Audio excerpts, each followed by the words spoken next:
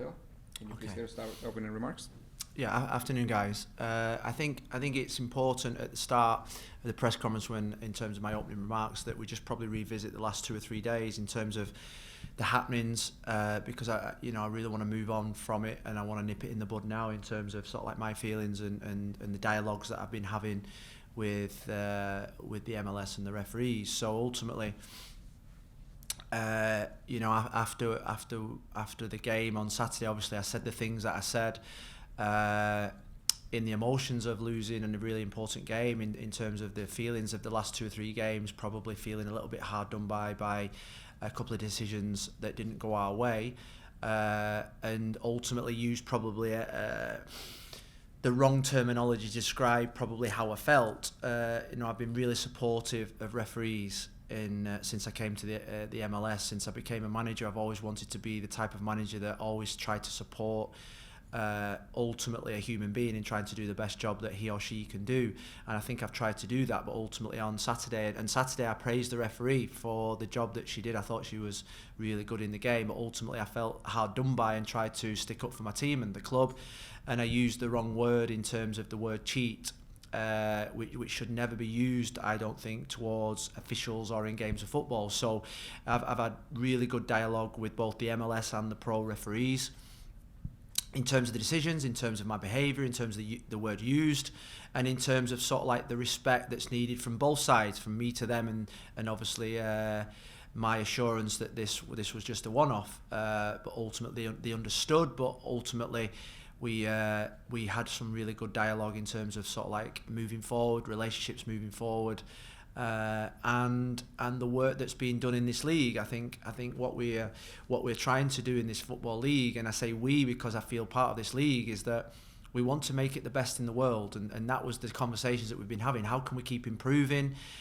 Referees, VAR, technical, tactical, whatever it is. And I came out of those conversations as a young coach and a young manager, having learnt an awful lot. And I think when you're young, you're a little bit sort of like you do shoot from the hip sometimes, and maybe on Saturday I did do that, and it was a big learning curve for me in terms of the choice of words that I use. So I think in terms of anything else on that matter, I look forward to the game on Saturday. It's another massive cup final for us. We've got some players back in training, albeit not 100%. Victor Yajoa trained today for the first time fully with the team. As you see today, we had a lot of the young boys training with us because we have to prepare for any eventuality. At this moment in time, there's no plan to use the hardship rule. But ultimately, Breck Shea was out with a little bit of a back strain for 2 or 3 days this week. We've rested him again today, and he's done a recovery session. So we're going to probably take it right up to 8 o'clock tomorrow night before we know the full extent of the fitness, because ultimately we don't want to take any risks with any of our players, and I think the league have been really understanding of our situation.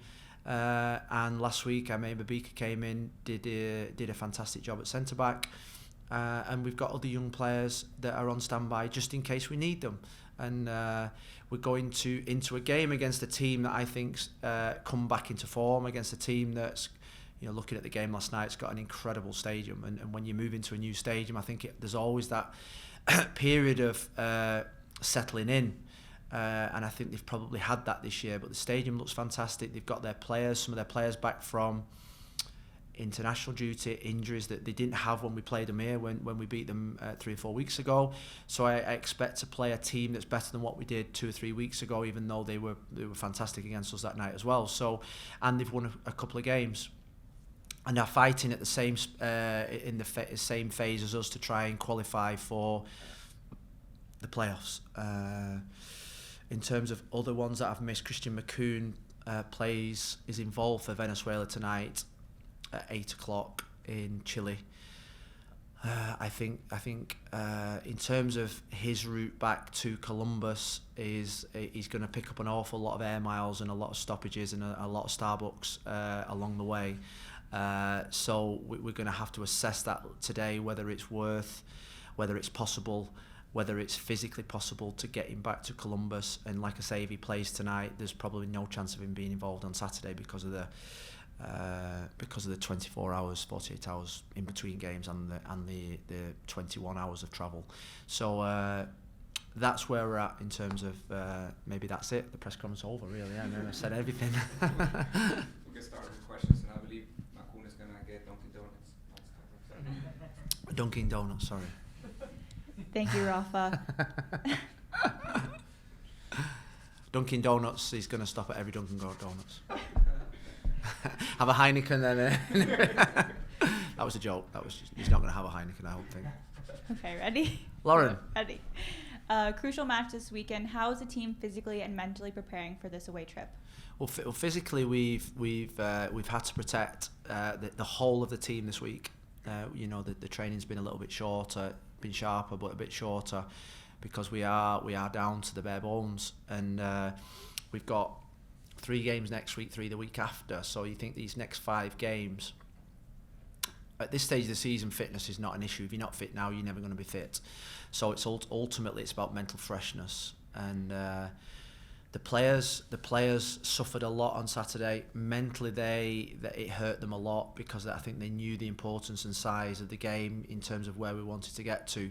So we've had to work really hard on the mental side, keeping things fresh and sharp and positive, and making them believe that there is still a chance. That's my job. That's the staff's job. That's the club's job until it's mathematically not possible. And what we've experienced in this league this year, that it'll only take one result to flip. And this team is streaky. This team can go on 5. This team can get five wins on the bounce. We've seen it. We've done it nearly. So this team can flip it, and I do feel as if we're close to that flip in the last 2 or 3 games. So we've got to keep believing, and we've got to keep that positive mentality. Next question, Franco, and then we'll go to Michelle on the call.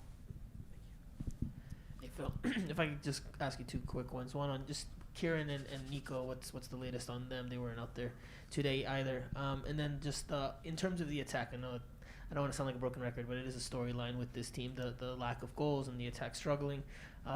What have you seen from Gonzalo Higuain and Robbie Robinson up top that you liked as a tandem? Obviously, the goals haven't come in abundance as of late, but you've stuck with them by and large. So what have you seen from them that you've liked as the forward pairing? Thank you. Well, I think Figal, Gibbs and Figal. Sorry, Franco. Kieran but they're both taking longer than what we thought. Grade 1 is probably 7 to 14 days, so we're probably at that point now where we probably expected them back or near as damage. So we're hoping for next Wednesday's game for both of them, but they need to be in training by Monday to do that, because they've missed the last 10 days. So we're at the point in the season where we can take the odd risk with a little bit of tightness here and there, because we're at the end of the season, and we're at the games are that important. And I hope the players have got the mindset of going through that little bit of tightness and not feeling 100%, because at this stage of the season you're not going to feel 100%. And you've got to be mentally durable to get through these points. So that's what I'm hoping from Nico and Kieran, is that the season is still there to play for, and I want them back in the team as quick as possible. And that's the message that they've got. In terms of the attack, I think what I've looked at, and it's probably a 2-year thing now since the club formed, about the number of chances that this team's created, the number of goals that people have scored, the number of assists that people have had, has been very minimal over the last 2 years, not just this year. And I think there's been a pattern this year that was last year. So ultimately something has to change. Personnel, players, style, tactics, whatever it is, something has to change, because we looked at the list of assists from players, goals from players, second phase opportunities from players, and it's nowhere near at the level that it should be. So over the next 5 or 6 games, them stats need to improve, because players are playing for their future, and players are playing for the place for next season.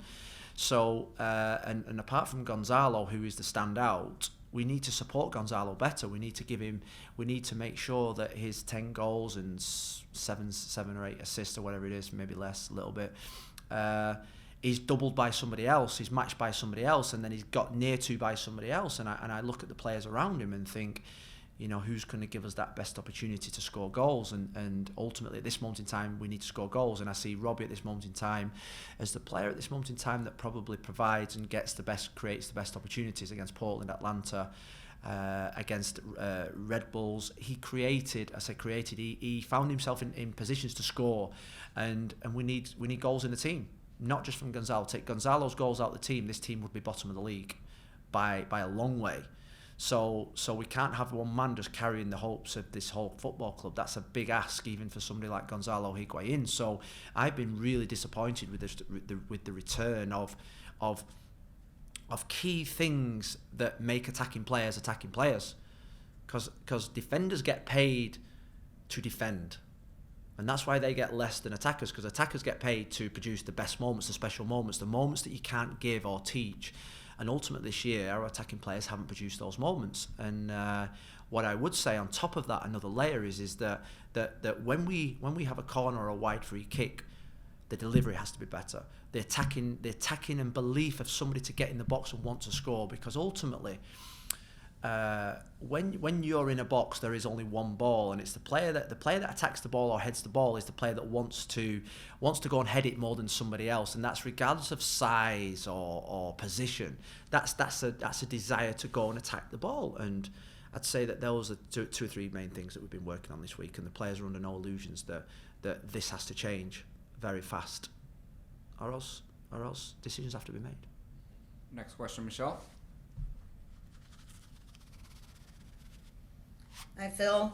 Sorry to have to be a Zombie today, but Hi, I'm Michelle. Zombie today. I wanted to ask you, you mentioned the other night that, it wasn't just you that was upset about the calls, that the players were very upset and they felt that the team was not treated fairly and all that.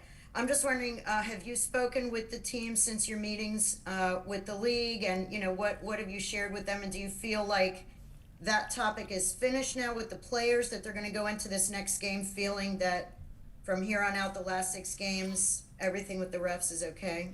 Well, I think the biggest challenge for us now is one, to not use that as an excuse, two, not to be sidetracked by that and have that approach of going into the game thinking those things, and that's something that I'm going to address with the team tomorrow and Saturday, is that ultimately we're talking about a decision last Saturday that sparked the emotion. So ultimately there's 38 games in a season, and like we discussed with Howard Webb the other day, there's that age-old saying that hopefully during the season it balances itself out. You get the good ones, you get the bad ones, and over a season you hope that it just balances itself out. So discipline's going to be a big thing on Saturday in terms of a mental approach to a game, to make sure that we're ready to compete, ready to go to battle, ready to play well, regardless of any overspill from last Saturday.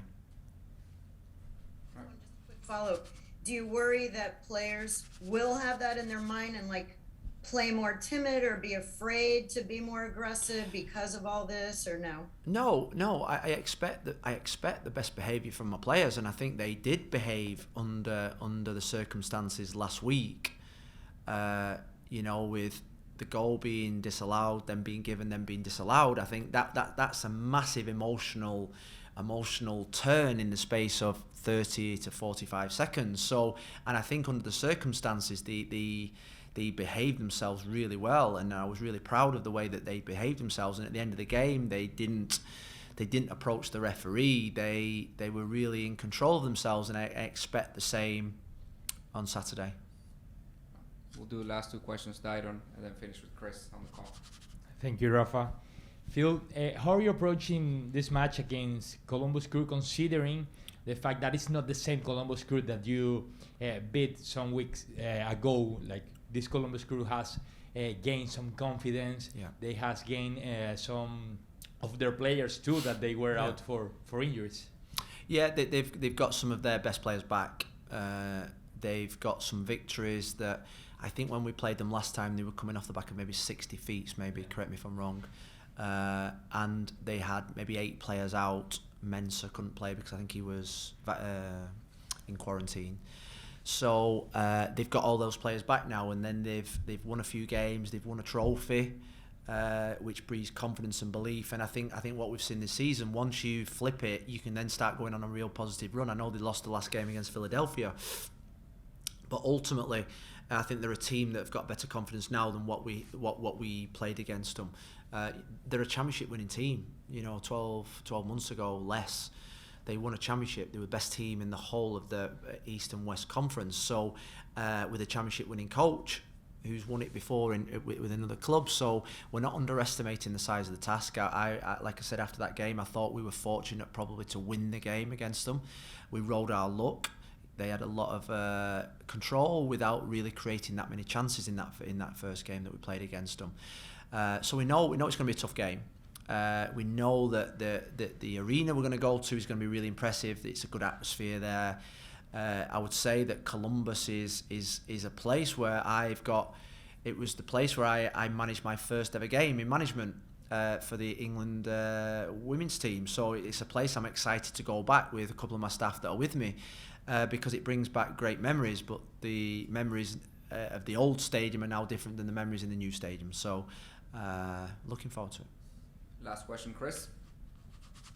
Hi Phil, Chris Smith from The Guardian here. I just wanted to ask a more general question really. We're coming up to the end of your first season in charge at Miami. How are you feeling about it overall? Is it what you've expected? Are you enjoying it? And is the team progressing in the way that you'd like? Well, I think it's flown by, I've got to say. The last 8 months have flown by. I've immersed myself in this football club. We've had a lot. We came in during pre-season. There was a big turnaround. 8-9 players in the squad, a new sporting director, new hopes, new aims, but with a massive project still to do. So I think this season has been, from day one, I thought it was always going to be a little bit of a roller coaster. I thought that it was going to take time to get things how we wanted, and then we seemed to turn a corner. I think there's 1-2 defeats in 13 where I just thought we were just beginning to get some consistency, and it's consistency that I was looking for. Consistency in performance, consistency in behaviours, consistency in everything, and then it's just gone the other way again. And it was a sharp reminder of the amount of work that's still left to be done. Have I enjoyed it? It's been an incredible experience so far.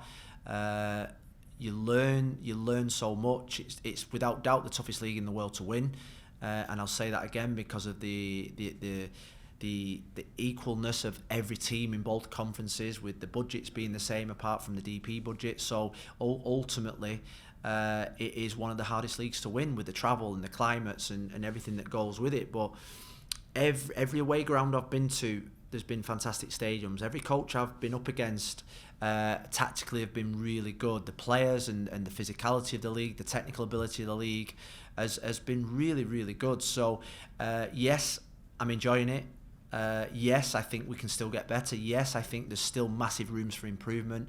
And ultimately we need to keep the graph going upwards, and turning around these defeats at this moment in time, get some positivity back in the club, and get this club consistent in their performances. And I think that's what me and Chris Henderson want to do. We want to get some consistent performances, a consistent roster, lower the age of the roster to make sure we've got good, young, hungry players, because I think it's a young person's league, this MLS. Maybe 10-15 years ago it was seen as a retirement league. Now it's definitely a young person's league, with some of the best young players coming through the academies now that have been developed over the last 5 to 10 years. And we're a club that want to produce our own players as well, and we've give debuts to some of our academy players. So I'd say it's been an up and down year with a massive room for improvement, both on and off the pitch. Thank you, Phil. Thank you.